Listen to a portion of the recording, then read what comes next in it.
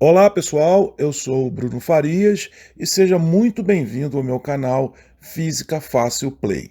Nesse vídeo a gente vai dar sequência na série aqui de 3 vídeos sobre lançamento parabólico ou lançamento oblíquo, como queiram chamar, né?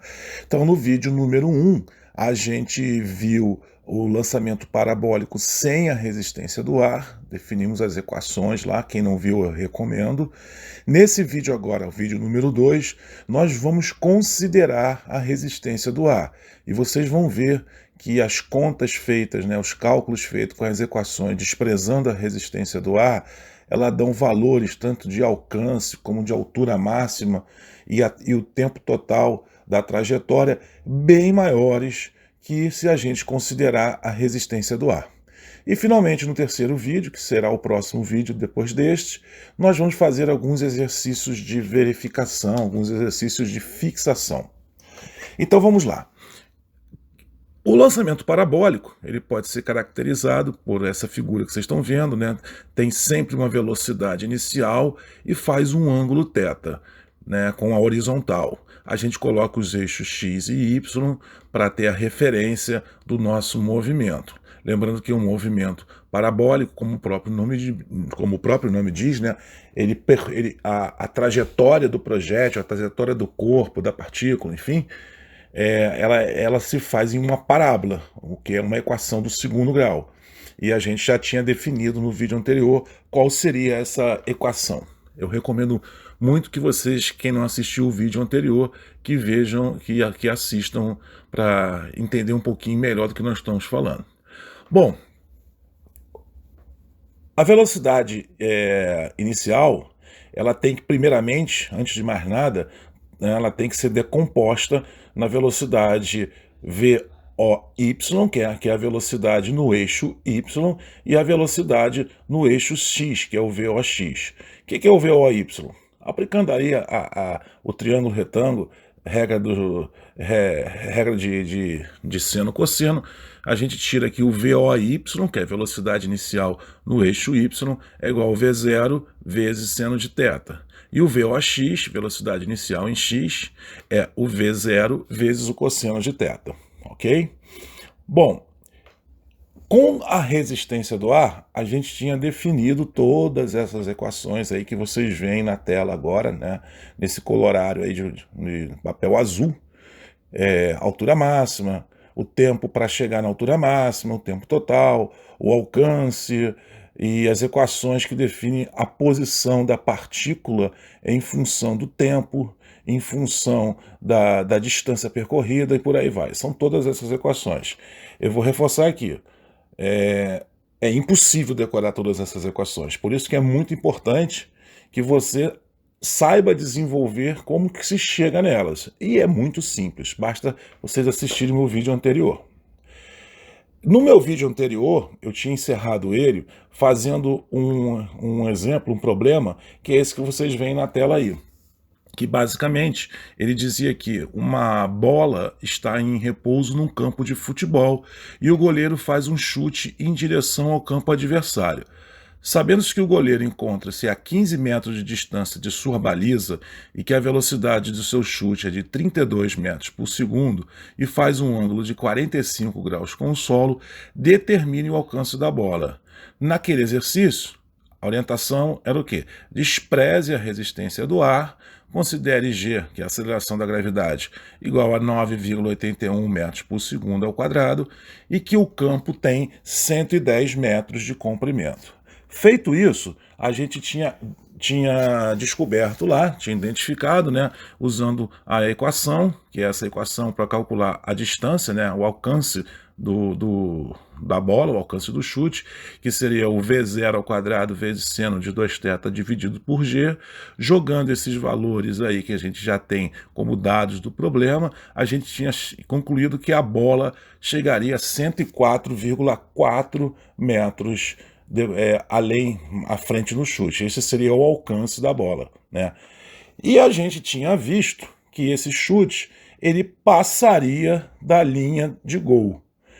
né? Só lembrando que esses dados, como por exemplo a velocidade inicial de 32 metros por segundo, é bem em linha, né? É muito próximo à velocidade média aí que um goleiro consegue imprimir num chute, numa bola de futebol. Se ele fizer um pouquinho mais de força, ele consegue até chegar aos 37, 38, 40 metros por segundo, né? E então, ele, eu particularmente, raríssimas vezes, mas muito raramente, a gente vê uma bola de um chute de um goleiro que ele dá ali da marca do pênalti da área dele, né, mais ou menos ali a 15 metros de distância do gol, chegar até o gol adversário. A não ser que existam fatores externos a isso, como por exemplo um vento que ajuda a levar a bola para frente, mas via de regra ela não chega, ela não chega nessa distância toda, certo? Agora a gente vai fazer o quê? A gente vai fazer esse mesmo problema, dessa vez, como está aí grifado em vermelho, considerando a resistência do ar e os dados a seguir. Quais são esses dados? Ele fornece o quê? A massa da bola, 430 gramas, ou 0,43 quilos. Aqui só reforçando, gente, que é muito importante. É muito importante não, é regra, a gente tem que trabalhar com as unidades de medida do sistema internacional, que no caso de massa é o quilograma. Ele também nos dá a densidade do ar a 25 graus centígrados. Esse dado também é importante, vocês vão ver já já, para a gente conseguir chegar nas nossas equações de definição do movimento parabólico com resistência do ar. E a densidade do ar, a temperatura de 25 graus centígrados, é essa que vocês estão vendo aí, 1,1839 quilos por metro cúbico. Quilo por metro cúbico dentro do Sistema Internacional de Medidas. E aí eu resumo uma tabelinha, né, que vocês podem verificar que a densidade do ar ela vai variar de acordo com a temperatura. Então, por exemplo, quando está a 35 graus centígrados, a densidade do ar é 1,1455. E por aí vai. Quando está muito frio, menos 20 graus, a densidade do ar é bem maior, 1,4224. Como a gente quer a densidade lá a 25 graus centígrados, 1,1839. Isso é muito fácil entender, né, gente? Basta vocês compreenderem que quando tá muito frio, como por exemplo no caso de menos 20 graus, por que a densidade é maior? Porque isso é a lei da termodinâmica. As moléculas de ar, com uma temperatura menor, elas pouco se movimentam, né? Então, a densidade do ar acaba ficando um pouco maior do que a densidade do ar quando a temperatura é mais alta, onde há maior movimentação das moléculas, certo? Bom, seguindo adiante, ele também vai nos dar uma outra informação, que é o coeficiente de arrasto da bola, que vale 0,10. E o que é esse coeficiente de arrasto? Ele é chamado tecnicamente de coeficiente de resistência aerodinâmica. Ele também, às vezes, vocês vão encontrar referência a ele como CD ou CX, né? Então, quando vocês verem CD igual a 0,10, CX é igual a 0,10, é a mesma coisa que dizer que o coeficiente de arrasto ou o coeficiente de resistência aerodinâmica. Então, esse número, ele é um número adimensional, ou seja, ele não tem unidade depois dele, como, por exemplo, a massa, 0,430 quilos, né? Então, ele não tem uma unidade, por isso ele é um número adimensional. E esse número ele é usado para a gente quantificar o arrasto ou a resistência de um objeto em um meio fluídico. Por exemplo, o que é o meio fluídico? O ar, a água, né? Em outras palavras, esse indicador, esse coeficiente, ele nos permite quantificar a força de resistência do ar ou outro fluido qualquer em função de uma dada superfície, ok?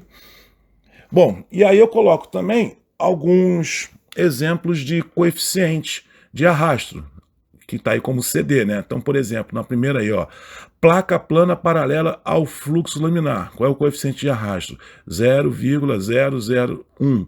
E aí vocês vão ver vários coeficientes de arrasto para diversos tipos de materiais, como por exemplo, tem até um carro aí, ó, Mercedes-Benz E-Classe Coupé, 0,24, que é o coeficiente de arrasto. Passando para a tabelinha do lado dos aviões, vocês veem uns aviões aí que tem um coeficiente de arrasto bem baixo, por exemplo, o Boeing 747 com 0,031. Quanto menor o coeficiente de arrasto, né, menos resistência do ar o objeto vai sofrer, certo? Entendido isso, vamos agora calcular a velocidade terminal. E o que é a velocidade terminal? Na verdade, a velocidade terminal ela é a velocidade máxima que um objeto pode atingir ao cair através de um fluido. Lembrando que esse fluido ele pode ser a água e, no nosso caso aqui, o ar. O ar também é um fluido, né? E quando que ocorre essa velocidade terminal? Ela ocorre quando a soma da força de arrasto é igual à força da gravidade atuando sobre o objeto. Quando você tem uma equação dessa, força de arrasto é igual à força da gravidade, a força resultante ela é zero. E se é zero a força resultante, a gente lembra lá da segunda lei de Newton, né? Ela não tem aceleração.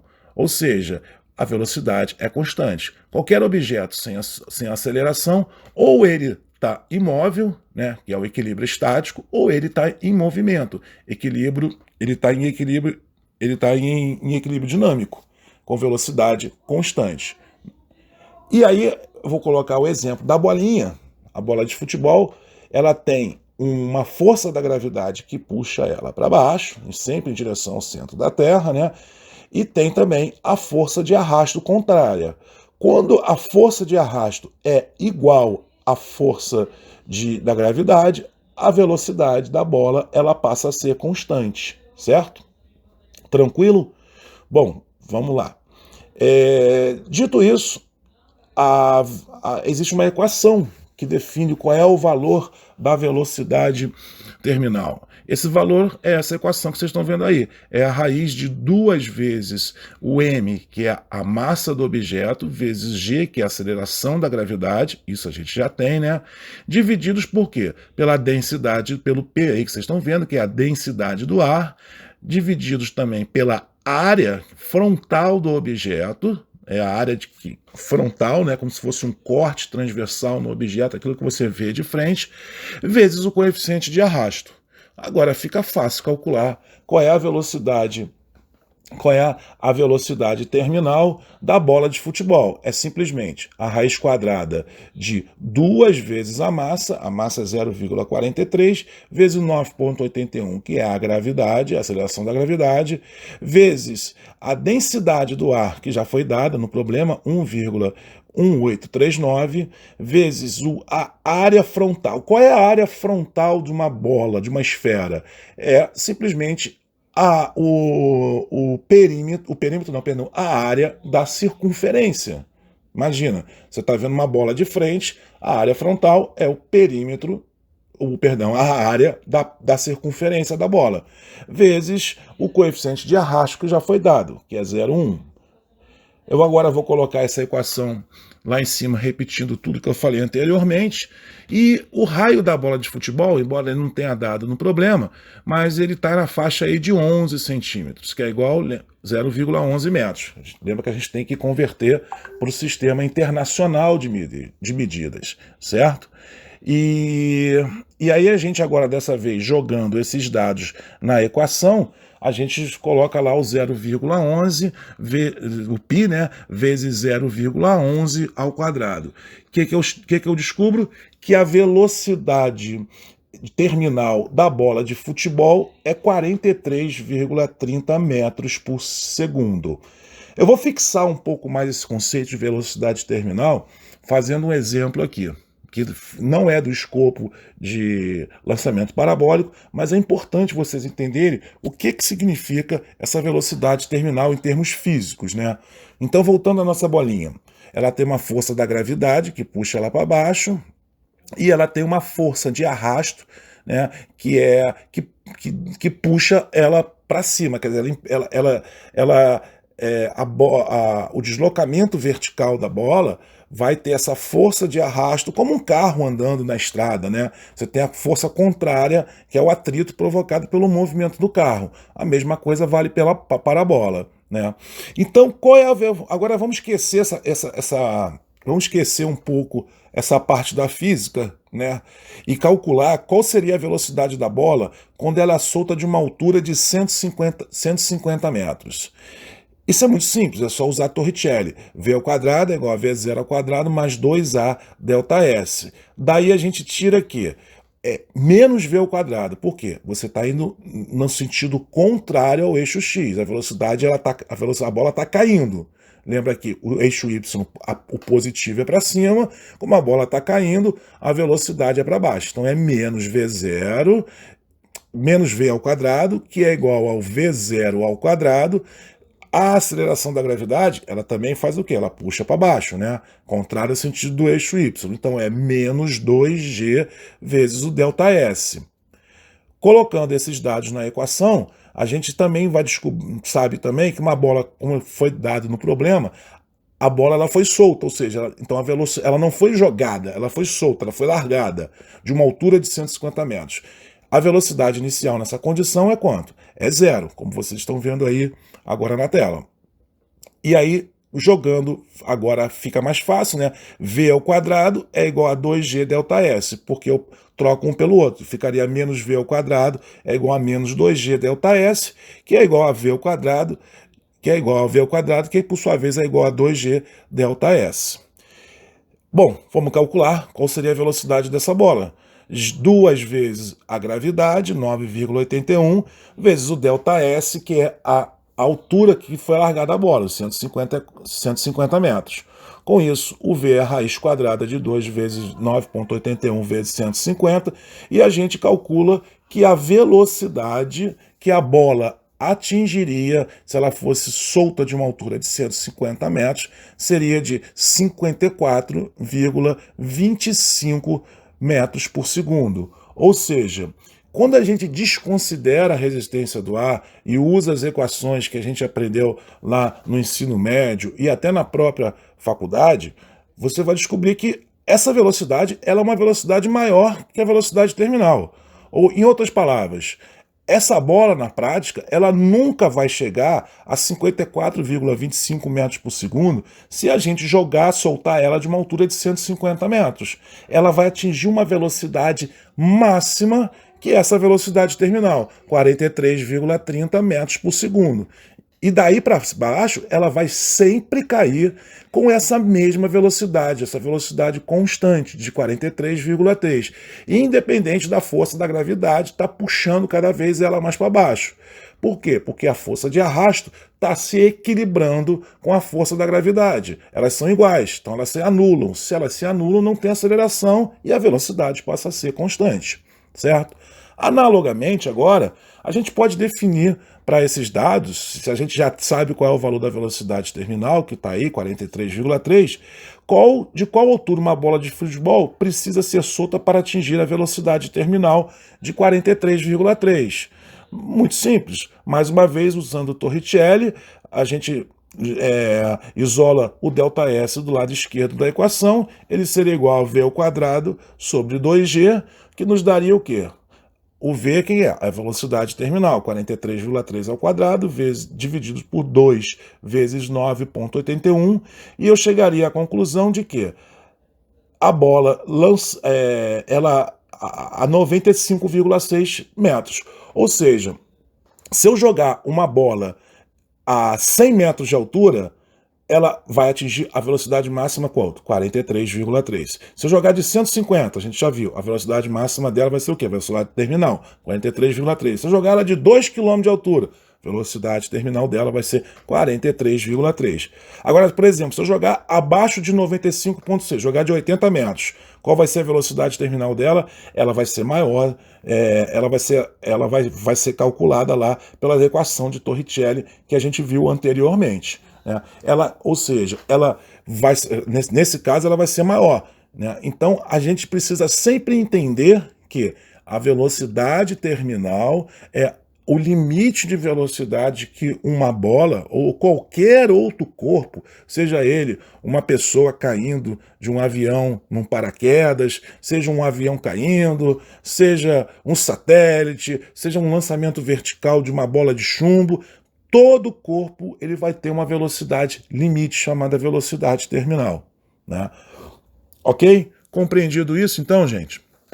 E por que a gente calcula essa velocidade terminal? Como vocês estão vendo aí, existe uma força de arrasto, que é essa força A, que ela é igual ao quê? Ela é ela é K vezes a velocidade. Esse K, quem é esse K? É o que a gente vai descobrir, tá? No caso da bola de futebol, quem é essa força de arrasto? Ela não é igual à força da gravidade num determinado momento? Pronto, tá aí. O que é a força da gravidade? Massa vezes G, que é igual a K vezes a velocidade, que é a velocidade, que é essa velocidade terminal. Daí eu tiro que o quê? Que o K é mg dividido pela velocidade terminal. No caso, no nosso exemplo, K é igual ao quê? Massa da bola, 0,43 kg vezes 9,81, dividido pela velocidade terminal, 43,3. Isso vai nos dar o quê? Que o K é 0,097427 kg por segundo. Então vamos guardar esse valor de K, porque ele vai ser muito importante nas equações daqui para frente. Então nós temos essas duas informações, velocidade terminal e o K, certo? Agora vamos determinar para o movimento parabólico com resistência do ar qual é o tempo para atingir a altura máxima. O tempo ele é dado por essa equação que vocês estão vendo aí. Tempo para chegar na altura máxima ele é igual a essa equação. E eu não vou aqui deduzir essa equação, provar que essa equação é a que determina a altura máxima, é isso, porque é uma dedução um pouco complicada, ela é longa, ia tornar o vídeo entediante e muita gente não iria entender. Não que eu esteja desprezando a capacidade de vocês, tá, gente? Mas ela é realmente um pouco complicada. E se você tiver interesse de saber como é que chega nessa equação, simples, manda um e-mail para mim, fisica.facio.play@gmail.com, que eu disponibilizo, terei o maior prazer de disponibilizar para vocês um arquivo em PDF que explica como que se chega nessa equação. Então essa equação ela é definida como o tempo na altura máxima é igual ao quê? Ao m divididos por k y vezes o logaritmo neperiano, o logaritmo natural de quê? Do ky vezes o VOY mais mg, que é a massa vezes a gravidade, divididos por mg. Lembrando que o logaritmo natural, ln, ou logaritmo neperiano, como queiram, ele é com base na constante matemática do número e, que é um número de Euler, que a gente também vai ver até um pouquinho mais à frente agora, que ele equivale a 2,71828, certo? Só reforçando uma coisa aqui. O K, esse valor que a gente calculou, nós vamos simplificar. O K ele é igual ao Kx, que é igual ao Ky. Lembra que a gente está trabalhando com um sistema de duas dimensões, com o eixo x e com o eixo y. Então, se eu tenho uma força, eu tenho que ter ela decomposta no eixo x, no eixo y. Se eu tenho uma velocidade, com a velocidade inicial, eu tenho que decompor ela no eixo x e no eixo y. A mesma coisa vale para o K. Então eu tenho um K que vai ser decomposto no eixo x e no eixo y. Para a simplificação do nosso problema, a gente vai considerar o K igual a Kx, que é igual a Ky. Ok? Bom, e aí o que a gente faz agora? Vamos determinar, se a gente já determinou a altura máxima, qual é a altura máxima não, o tempo para chegar até a altura máxima, o tempo total, mais uma vez, simplificando, não é bem assim, mas assim, é para simplificar mesmo, tá? E se não fosse assim, se a gente fosse fazer de uma forma diferente, a diferença no cálculo seria muito pequena. Então vamos simplificar como tempo total, que é o quê? 2 vezes o valor do tempo para se atingir a altura máxima. Simples assim. Ok, gente? Então vamos lá para o nosso papel azul de cola das equações, e aí eu coloco aí, resumido, qual é o tempo para se chegar na altura máxima e qual é o tempo para o tempo total que a partícula, o corpo, o objeto, enfim, ele demora para sair do ponto inicial até encontrar o chão novamente lá na frente, ok? Bom, agora vamos determinar qual é a altura máxima que esse objeto, que essa partícula atingiria, considerando a resistência do ar. Mesma coisa, eu coloco aqui a equação, tá? Eu não vou definir, eu não vou desenvolver, eu não vou provar por que chega nessa equação, porque o conceito é o mesmo, é um pouco complicado, envolve vários fatores que não é o escopo aqui desse nosso vídeo. E se você tiver interesse em entender como que chega, como se desenvolve e chega nessa equação, novamente é só mandar um e-mail para mim, fisica.facil.play@gmail.com. Tá? E essa equação, ela agora ela ali no canto direito, onde vocês veem M menos ME, M é a massa, né? Menos o M, que é a massa, vezes o E. Esse E é o número de Euler, que é uma constante matemática, que equivale a 2,71828, né? Esse número E, ele é a base do logaritmo natural que a gente viu na equação anterior do tempo, certo? Então essa equação é uma equaçãozinha bem grandinha, né? Dá para ver por aí, mas ela não é complicada de se fazer se você tiver uma calculadora, um Excel. Não é impossível fazer. E a gente vai ver por que é impossível lá na frente, mas enfim. Bom, seguindo adiante, a gente coloca agora a equação, né, para a gente, na nossa cola, no nosso resumo, papel azul, tempo para atingir a altura máxima é dada por essa equação monstruosa aí. Algumas pessoas dizem que tamanho não é documento, mas eu acredito que sim, né? É uma equação bem agressiva, bem grande, né? Enorme. Que a gente até não está muito acostumado a fazer no nosso dia a dia, até porque envolve número natural, número E, né, o número de Euler, número natural, elevado a valores, elevado a valores fracionados, enfim. Mas usando uma calculadora e um Excel é muito tranquilo de se resolver, tá? Bom, determinado o tempo, determinado a altura máxima, só falta o quê? Determinar o alcance. E o alcance, ele é definido por essa equação. Não vou também desenvolver essa equação, provar como que chegou aí, mas acredite em mim, essa é a equação que define o alcance, né? E se vocês quiserem, mais uma vez, só mandar um e-mail para o Física Fácil Play, que eu mando para vocês como que se desenvolve, não só como se chega nessa equação da altura, mas também na equação do alcance e na equação do tempo. Ok? E aí, finalmente, a gente coloca a nossa terceira equação do alcance na nossa cola. Esse slide aqui é o mais importante, porque ele resume todas as equações que a gente vai usar daqui para frente para calcular tanto o alcance, quanto a altura máxima e quanto o tempo para se atingir a altura máxima. Ok? Bom, voltando lá ao nosso exemplo sem resistência do ar, a gente tinha chegado à conta de quê? Que o alcance do chute do goleiro, dado pela velocidade inicial de 32 metros por segundo no ângulo de 45 graus, seria de 104,4 metros, ou seja, ele passaria da linha de gol do adversário, né? Nesse exemplo que eu fiz no vídeo anterior, eu não calculei, mas a gente pode calcular muito facilmente aqui a altura máxima, que é dada por essa equação, v0² vezes seno ao quadrado de θ sobre 2g, que vai me dar uma altura máxima que a bola vai atingir de 26,10 metros.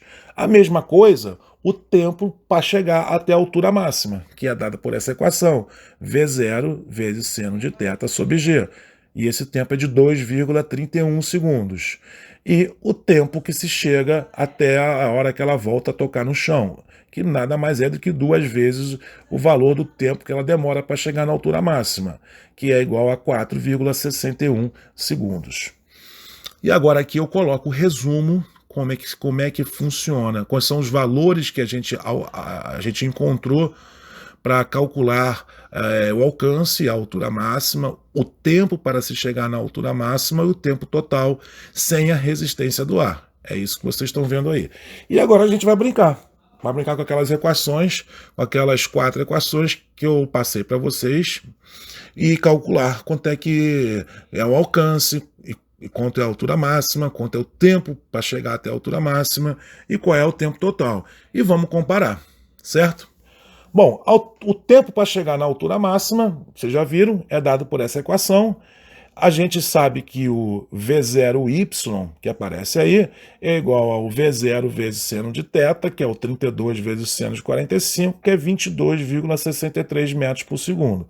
A gente já tem o m, já tem o valor de k, que é igual ao valor de ky, tem o valor de g, que é a aceleração da gravidade, e simplesmente colocar esses valores na equação, como vocês estão vendo aí, né?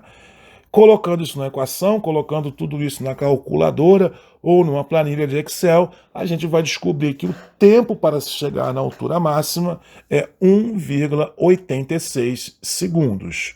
E o tempo para se chegar no tempo total do evento, no momento que o goleiro chuta até o momento lá na frente que ela volta a tocar no chão, é o dobro desse tempo para se chegar até a altura máxima, ou seja, 3,71 segundos. Então a gente já pode começar a preencher nosso quadrinho.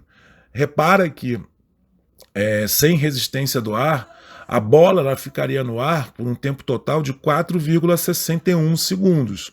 Com a resistência do ar, esse tempo cai para 3,71 segundos, praticamente 1 segundo a menos.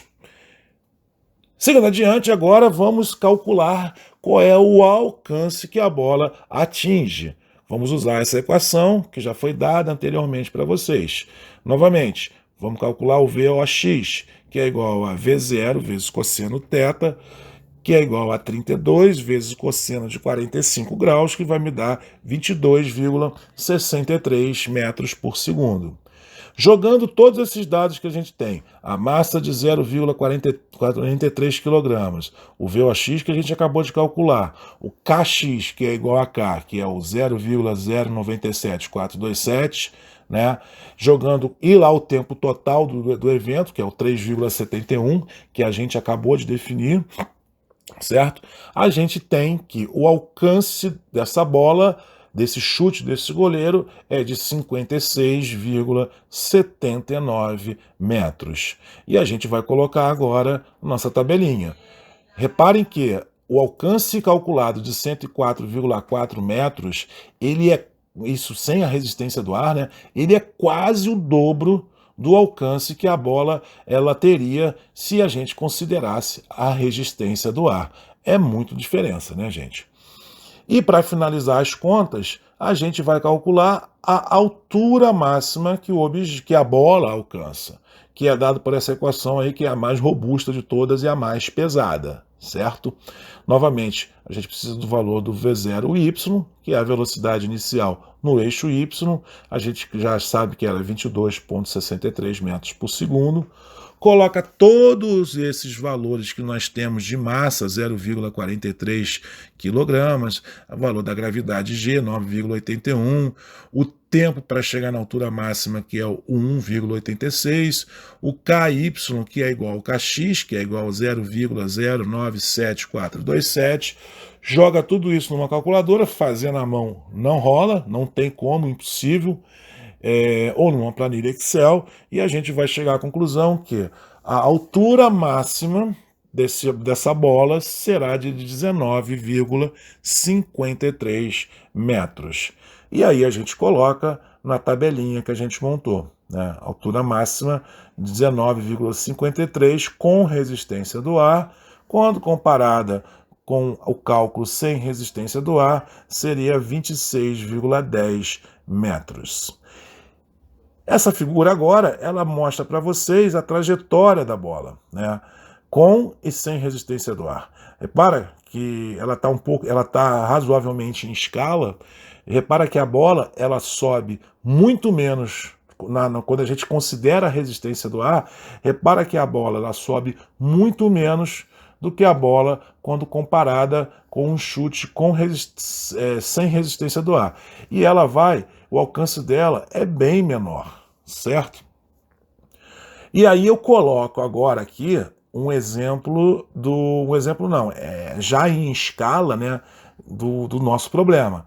Repara ali que no chute sem resistência do ar, a gente já viu, a bola vai bem para longe, né, 104,4 metros, e num chute considerando a resistência do ar, ela cairia ali a 56,8 metros, o que daria aí uma posição entre a meia-lua da área e a linha do círculo central, né? A circunferência do círculo central. Cairia ali mais ou menos na metade da distância entre a circunferência do círculo central e a circunferência aí da meia-lua da entrada da grande área. E agora, gente, vamos ver esses vídeos aí que eu separei especialmente para vocês, né? Eu vou provar que as contas que a gente fez considerando a resistência do ar, elas estão muito próximas da realidade que acontece no futebol. Esse aí é um vídeo de um jogo Brasil e Alemanha, tá? Não é o jogo que o Brasil tomou de 7-1 para a Alemanha, tá? Esse jogo daí, se eu não me engano, foi um amistoso, tá? E a Alemanha mais uma vez ganhou, acho que de 3-2, tá? Então vocês podem ver nesse vídeo que o goleiro da Alemanha, ele pega a bola lá atrás e ele faz um lançamento para frente. Esse lançamento ele tá um pouco atrás daquela linha de 15 metros no nosso exemplo, na marca do pênalti, né? E aí repara aonde que a bola chega. Tá? A bola ela vai chegar ali um pouco antes da nossa conta. Por que foi um pouco antes? Primeiro porque a bola, né, ela foi chutada antes dos 15 metros ali que eu tinha colocado no nosso exemplo. Né? E também porque provavelmente o Neuer, que é o goleiro, ele não aplicou uma força muito grande porque o jogo estava acontecendo ali. Então a posição dele ali, a velocidade com que a bola saiu, provavelmente foi menor do que os 32 metros por segundo que a gente usou no nosso exemplo.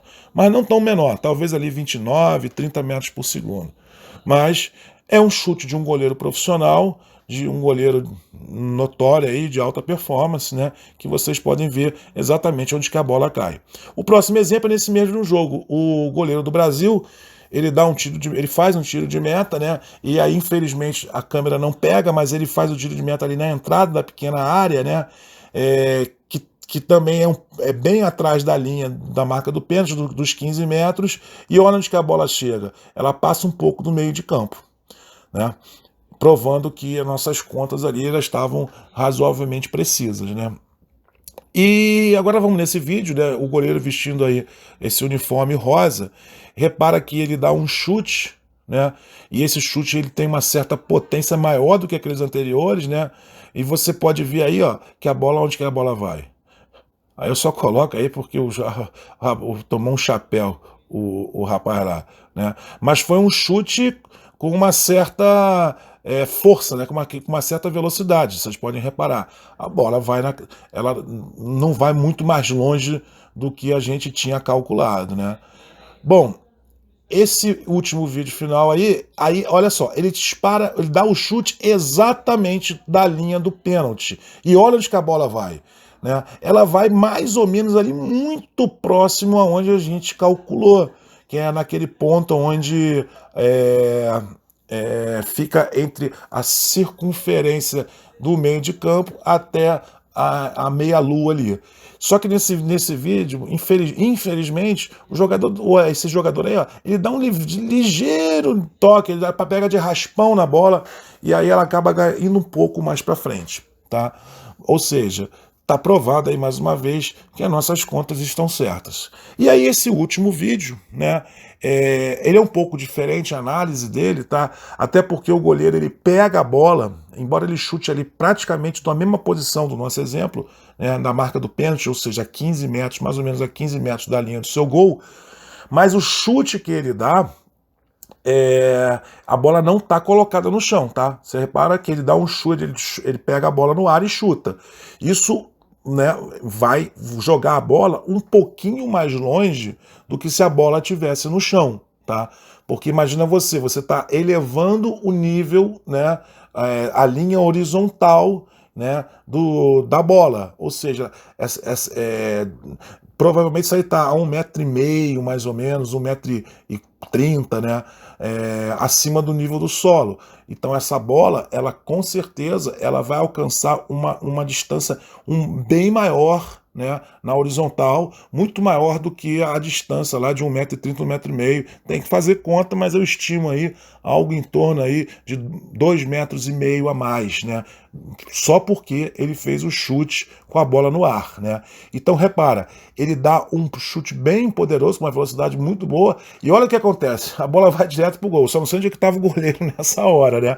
Mas mesmo com toda a força que ele empregou, né, com uma velocidade, deve ter sido uma força.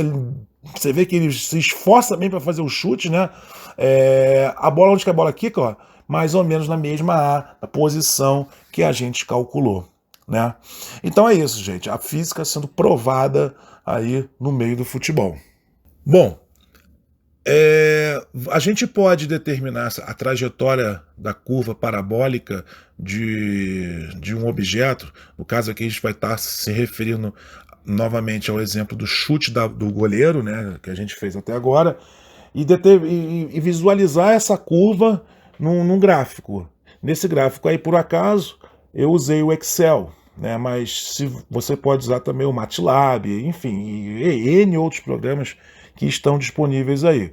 Inclusive, se você quiser essa planilha que eu montei, que ela calcula, você coloca todos os dados que você precisa imputar no problema e a planilha Excel já calcula automaticamente todas as variáveis, né, de alcance, de tempo, de altura máxima, com e sem resistência do ar. Esse gráficozinho que vocês estão vendo, né, a linhazinha aí, a trajetória abóbora é com a resistência do ar, que a gente viu que a bola ali ela caía 56,8 metros de distância do goleiro, e sem a resistência do ar a 104,4 metros do goleiro. E aí também é legal observar, quando vocês observam aí que a curva calculada, essa curva em azul, né, que é desconsiderando a resistência do ar, ela é uma parábola perfeita, tá? Quando a gente olha a curva considerando a resistência do ar, que é essa curva abóbora, laranja, né, repara que da metade do instante T0, do início do chute até mais ou menos a altura máxima, ela é bem uma parábola perfeita. E daí para frente, da altura máxima até ela atingir o solo, ela dá uma comprimida, ela dá uma achatada essa parábola, né? Repara bem, isso fica bem claro nesse gráfico, tá? Ou seja, o movimento parabólico, o lançamento oblíquo, né, de qualquer objeto, ele, considerando essa resistência do ar, ele não é uma parábola perfeita. Esse próximo exemplo, né, ele reforça que a gente considerar a resistência do ar é muito importante, porque a diferença é muito grande. Então, por exemplo, se a gente pegar um canhão do século XVII, uma bala de canhão com uma massa de 10 kg, um raio de 10 centímetros, né, uma bala esférica, né, com um coeficiente aerodinâmico, um CX de 0,2, e um canhão com capacidade de lançar essa bala com uma velocidade inicial de 100 metros por segundo, se a gente calcular, desconsiderando o efeito da resistência do ar, que é o pontilhado aí, que é a curva em azul, a gente vai chegar à conclusão que essa bala de canhão atingiria 1.020 metros de distância, ou seja, um pouco mais do que 1 quilômetro. E se a gente considerar o efeito da resistência do ar, seriam 602 metros. Agora, tu imagina uma situação, você lá é um tenente da Marinha, né, e você está a bordo de um canhão do século XVII, ou você é um tenente do Exército, está num forte, e você faz as contas lá para atingir um alvo, desconsiderando o efeito da resistência do ar. Você vai mirar o canhão, ele vai atingir 1.020 metros, vai passar muito aquém do alvo. Se você fizer a conta considerando a resistência do ar, né, você tem a probabilidade muito maior de acertar, né? Bom, mais grotesco ainda, muito mais grotesco, é quando a gente considera, por exemplo, a bala de um fuzil. a bala de fuzil ela tem uma massa aí de 60 gramas, que dá 0,06 quilogramas. Ela tem um raio, ela não é esférica, né? Mas eu vou aproximar ela para uma forma esférica, que ela teria um raio de mais ou menos aí 0,8 centímetros. Ela tem um coeficiente de aerodinâmico, CX, de 0,3. E aqui você pode até me questionar, pô, a bala ela não parece uma gota de chuva, né? Até aquele formato meio gota de chuva, e ela não teria um coeficiente aerodinâmico menor do que a bola de futebol? Sim, só que a bala, quando ela sai, devido à grande velocidade, temperatura, ela vai se desfazendo. O atrito com o ar vai tirando, vai consumindo ela, né? E ela acaba se deformando. Essa deformação cria mais coeficiente de arrasto. Então, por isso que eu uso o 0,3 aqui no exemplo, um pouco maior do que o da bola, certo? E a gente sabe por, por dados aí dos fabricantes que a velocidade inicial de uma bala de fuzil ela é de cerca de 600 metros por segundo. Repara, se a gente fizer a conta desconsiderando a resistência do ar, essa bala de fuzil ela passaria de 36 quilômetros, 36.607 metros. Quando a gente considera a resistência do ar, usando todas aquelas equações lá que a gente viu, ou simplesmente pegando todos os dados e jogando numa planilha, nessa planilha que eu montei, por exemplo, né, a gente vai entender que o alcance da bala de fuzil ela não passa aí dos 5.253 metros, ou seja, em torno de 5,2 quilômetros. É muita diferença, né, gente? Muita diferença. Nós estamos falando aqui de mais de 6 vezes um alcance calculado 6 vezes maior. Né? É muita imprecisão quando a gente considera no nosso cálculo que não desprezando a resistência do ar, certo? E aí, para finalizar, eu vou fazer só mais alguns exemplos, 2 exemplos, na verdade, analisando o efeito da resistência do ar com a alteração da massa e a alteração do raio. Né? Então, voltando naquele nosso exemplo lá do canhão do século XVII, que a gente já tinha calculado, a massa de 10 kg, raio de 10 centímetros, coeficiente aerodinâmico de 0,2 e a velocidade inicial de 100 metros por segundo, a gente tinha calculado que essa bala de canhão, considerando o efeito da resistência do ar, né, ela chegaria a 602 metros de distância. O que acontece agora se eu pegar aqui simplesmente e dobrar o valor da massa, botar a massa com 20 kg da bala de canhão, mantendo o raio igual a 10 centímetros e todos os outros parâmetros iguais?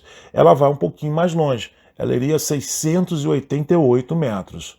Ou seja, quanto maior a massa, né, da partícula, do objeto, do corpo, ela vai mais distante. Isso por quê? Tá? É um pouco difícil de explicar isso, né? Mas quando a gente considera que a massa ela aparece em todos esses valores aí que estão em vermelho, por exemplo, alcance igual a massa vezes VOX. A massa aí ela aparece bruta, direto. Mas a massa também aparece no K, né? Kx, no caso, porque K igual a mg dividido pela velocidade terminal. E ela aparece lá elevada ao número do logaritmo, do número natural E.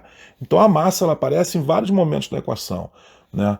E fica um pouco complicado de explicar que ela é diretamente proporcional, o alcance é diretamente proporcional à massa, né? Porque você tem massa em cima, massa embaixo, massa elevada a número natural, e com o exemplo a gente consegue sim comprovar que o alcance ele é diretamente proporcional à massa, ou seja, quanto maior a massa, maior o alcance, desde que você sempre mantenha a mesma velocidade, o mesmo coeficiente de atrito, né, aerodinâmico, Cx, o mesmo raio, que simplesmente eu aumentei a massa. Tá? Assim, gente, importante, esse exemplo do canhão, como aquele exemplo anterior da bala de fuzil, ele tá simulado, ele está feito, né, para um ângulo de lançamento de 45 graus. Tá? Bom, o que acontece agora se eu mantiver a massa em 10 kg e dobrar o raio? No primeiro exemplo, o raio era 10 centímetros, né? Agora eu estou colocando o raio como 20 centímetros. que acontece? Primeiro exemplo, a bala de canhão chegaria a 602 metros, e quando eu dobro o raio, né, raio 20 centímetros, ela cai um pouco antes, ela estaria ali nos 418 metros, tá? Isso é muito simples de responder. Quando você aumenta o raio, você aumenta a área exposta, né? O tamanho, assim, do objeto. Quando você aumenta o tamanho, você vai ter uma resistência do ar muito maior, né? É só você pensar. Uma caixa de fósforo, por exemplo, ela andando em linha reta com uma velocidade, ela tem uma resistência do ar muito menor que, por exemplo, se eu pegar uma cama de casal e fazer ela percorrer essa mesma distância, é, com a parte dela voltada, a parte dela maior, voltada para o sentido do deslocamento, né? Qual é a área de uma caixa de fósforo comparado com a área superficial, né, de uma cama de casal? Uma cama de casal é muito maior, então a resistência do ar vai ser muito maior, certo? Então, quanto maior a resistência do ar, menor o alcance, ou seja, o alcance ele é inversamente proporcional ao tamanho do objeto, ao raio do objeto, à sua área frontal, certo? Bom, gente, eu queria ficar mais um pouco para a gente falar mais, senão mais o vídeo vai ficar um pouco grande, mas isso era tudo que eu tinha para passar para vocês de lançamento parabólico sem resistência do ar. Quem não assistiu o vídeo número 1, recomendo que assista, e esse vídeo número 2 agora que vocês acabaram de assistir. No próximo vídeo, a gente vai fazer alguns exercícios de fixação, ok? Se você gostou do vídeo, deixa seu like para fortalecer o canal. O meu, muito obrigado e até a próxima. Valeu!